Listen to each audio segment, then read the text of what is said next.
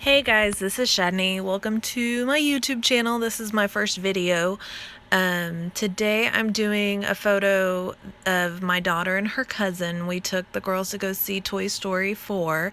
They loved it. It was amazing. So right now what I'm doing is I'm just flipping through trying to find a nice background paper. That paper pad is Vicky Bouton. I'm not sure what the collection's called, but it was a great Tuesday morning find. I trimmed off that branding strip and get that ready. Then I'll go through and I'll start flipping through pads of paper, trying to find some good accent pages. I cut out a lot of footage of just flipping through random ones and not finding anything. So this one I kept because I actually found the blue and I was trying to flip through, decide which one I liked better. It's just a nice piece that's going to cover up some of that background so it's not too overwhelming to the photo. So just trimming that down, getting it all ready. I have not adhered anything yet. I'm going to wait till towards the end to adhere anything just so that you can kind of move things around and not have to lift and rip paper, and I've had that happen a lot. So right now I'm just going through deciding more paper. There's another sheet, I think that's Maggie Holmes, I'm not exactly sure, but then I go and pull a lot out of my scrap bin later too. So most paper is not from a 12 by 12 sheet, it's cut down from a scrap. Just layering that up, trying to decide. I start out with this photo on the left side. I don't think it ends up staying there, but I, for the most part, work on it on that side for a while. There's some of that scrap paper I'm trimming down. I keep way too many scraps. I don't know. I just can't help it. It's such pretty paper. So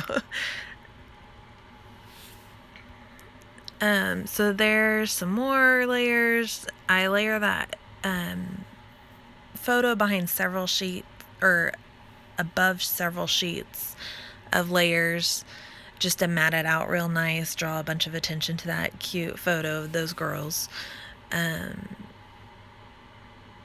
then I'm going through deciding more stuff. Obviously it takes a while because I can't make up my mind. So right here's where I'm going through and marking about what size I'd like that paper to be. I don't really want any of that white showing, just that nice light pink. Trimming it all down. Just keep going and going. And then layer those together, and then going back, trying to find more paper. It's not quite the right size I want. Trim it down a little bit more. Just want a little tiny bit of that pink showing through. Layer it up there, see what it looks like. Digging through more paper. I love that bright numbers, but we just want a little bit of that color showing. Trim that up. Another thing I like to do is whenever I'm matting layers, it starts getting too much of the same shape and size, so I start offsetting some of the sizes. You can see that number paper was just a little bit narrower or shorter, I guess, than those other papers, so it didn't go all the way down to the bottom. This sheet that I'm doing right here has been torn out of an old Smash book from Simple Stories, I believe. Sorry, I say a lot, apparently. It is just one torn out of there. I think that adds some fun texture, and I kind of added to the distressing sometimes. Just rip it up a little bit more. Add a horizontal bar across there just to kind of balance it out and give it like a base. I love that bingo card. It just reminds me of like old-fashioned kids toys, so I thought that would be perfect for a Toy Story layout. Add that in there, and it gives a nice pop of color back there with that blue and yellow and red. So I really like how that's starting to come together. I'm just adding more layers, trying to figure out what I want to do. So I trimmed down this part. add that part in. And then I decide that I'm at about the right spot that I want for all my layers of paper. So I go in and I start inking the edges. I really like adding just a nice little bit of gray ink to the edges of all my pages, especially when it's heavily layered, just because it adds a nice distinction around each paper so that you can clearly see where each paper begins and ends, and it just adds, in my opinion, it just adds to that nice layered pile. So I'm just systematically going through adding the ink to all the pages or all the layers. It takes a while. Sorry I didn't cut this out. Then I, especially on that paper with the torn up notebook edge, you gotta go through and get all the edges really good. It just adds to the distressing, and you can really see where the rips are in that edge. I'm almost done. I tried to keep all my layers kind of together so I didn't forget what order they were supposed to go in. And then after this, I lay that paper back down. I'm going to arrange it, make sure I got it where I like it, then go in and mark just the very corners with the pencil. I'm going to do what I'm sure everyone has seen done, and I'm going to gut the paper. I just love that paper, and those little rings is so fun. So I just want to save what I can of it and use it in a layers layer later. So I go in and I just cut about 1/2 inch smaller inside where those marks are that I made before. Didn't quite get to the corner of each one, so I went in and trimmed back with my scissors. So once I get that piece completely out of there, I'll just set that aside and put it in my scraps later. I'm going to go back and erase all those little pencil marks because we don't want those showing. And then just adhere that blue piece over the top there. Whenever you do this, it saves you paper, but it also takes out a little bit of the bulk in your album, and it might, ultimately, if you do it a lot, it could save you some space in your album. Just make sure it's nice and centered over there. I use that ruler just against the edge to try to keep it lined up at like a 90-degree angle. I pull my little drawer full of washi out and start digging, trying to find some that I like. There was a little tiny strip of adhesive across that right side that didn't get completely covered up by that blue paper, so I was just gonna add some washi tape across there to try to keep that from sticking to everything, including the page protector whenever it gets put in an album. I found a couple, set that aside, and then I just go in and am adding little strips of washi. I love those balloon animals. That's one of my favorites. Hobby Lobby, I believe, Paper Studio. And then there's some narrower, just some different varieties of widths and colors just to keep that fun little kid look. Adding those, and then set those aside, and then come back and start layering my layers up again. I am trying to decide which direction with that washi tape, if I'd rather do it the opposite direction or something. It's not, my tape wasn't quite wide enough to reach both sides of that, so I just tore some up and moved it. It looks like it runs completely across, but it's just a nice little trick that no one else will notice. Start adhering and layering up those layers. I didn't quite push it down all the way just in case I needed to move anything or add anything later.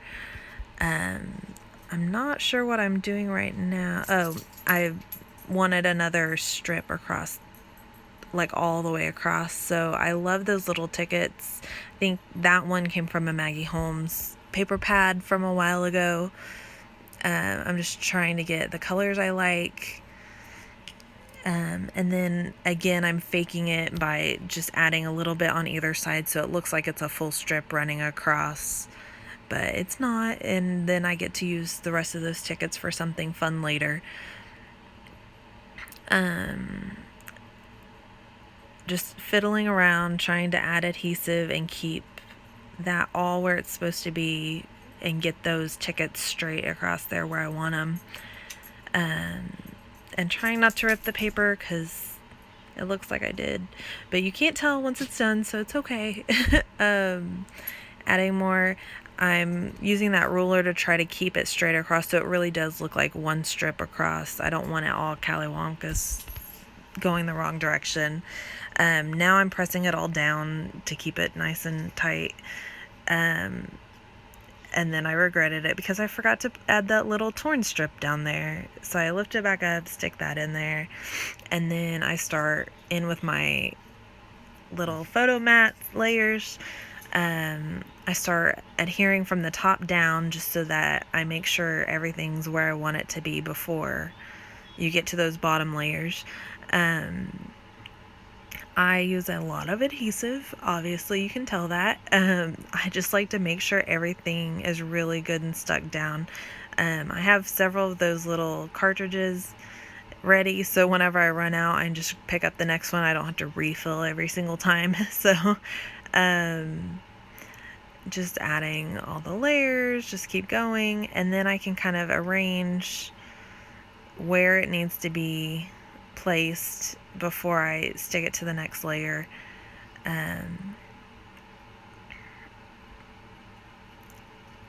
Just keep it centered, adding more adhesive, and then I'm almost to there. And then I decide I really wish that was just a little bit wider, so I faked it again, put some down at the bottom, and then pulled it up a little bit higher so that it was a little wider than I really had the strip for. And then that bingo card, but I want to make sure plenty of it's showing so you can tell it's a bingo card, but you can also still see all the color and everything. So I finally get it, I think right there. Just finagle it around a little bit more, and then place it right there on the side. Kind of pull those edges up just a little bit just to add more texture and more depth on those layers. And then I get it all stuck down finally. Smooth that out on the back. And so then I start going through looking at alpha stickers. I have some phrase stickers that I was hoping something would pop out in one of those. What I end up using is just individual letter thickers. These blue ones are Chamel's, I think, Her Head in the Cloud, no, Sparkle City letter thickers, and then the other ones are Dear Lizzie. And I pulled out a piece of wax paper to try to arrange those letter thickers before I press them down anywhere and get them stuck on. And you'll notice I do this a lot on this layout, is I use a lot of wax paper to adhere stickers or embellishments, and then I can kind of move them around, see what they look like in different places on the page, and then nothing gets stuck anywhere or ruined. You don't have any torn paper or mess ups that you have to kind of cover up later. So right now I'm just adding the words that I'd like to use, and then I'll end up cutting those words apart on the wax paper so that I can move them around more easily. Instead of having them in a long strip like that, I can kind of stack or stagger them. Cutting the wax paper, and then I kind of arrange and mess with them for a little bit, trying to figure out where exactly I want them. I like that story being kind of an anchor right there, and then the 4 is nice because it fits right in between some of those circular letters. Then I pull out some more embellishments. Oh, these are die cut packs. I was kind of hoping I had one that would have like little toys or anything in it, some bears or something, but I didn't really find anything like that. I kind of looked through all of them, and then I decide that I can't find anything, and I kind of put it all away, and then I end up looking through my chipboard stacks of sheets, trying to see what's in there. And then I'll cut some of this out because it's just boring. And then I find this lovely carousel collection chipboard piece. I love because if you haven't seen the movie, they're carnival themes in the movie. I don't want to give anything away, but carnival themes in the movie, so I wanted to pull in some of these carnival things like the carousel horse, and then maybe the Ferris wheel. So I'm kind of trying to decide where I want that, but I don't want to stick it down, so I pull out the wax paper again, trim that down, and kind of arrange, trying to figure out where that's gonna go. I think he's gonna go right there above the title, and I kind of worked him over so that he could kind of fit in there in that little spot where his hooves are. Then I pull the Ferris wheel, and I'm trying to move that around, figure out where I want it. I figure I'll do a nice little cluster down below the picture too, and then maybe one up above. So now I'm trying to decide what I'm gonna do, tapping my fingers, just thinking. And then I go to pull out some more sheets. This sheet is a sticker sheet, but it actually has 3 different Ferris wheels, so I decided that would be better because everything always works better in groups of 3. It's more pleasing to the eye, creates the design triangle, all the things.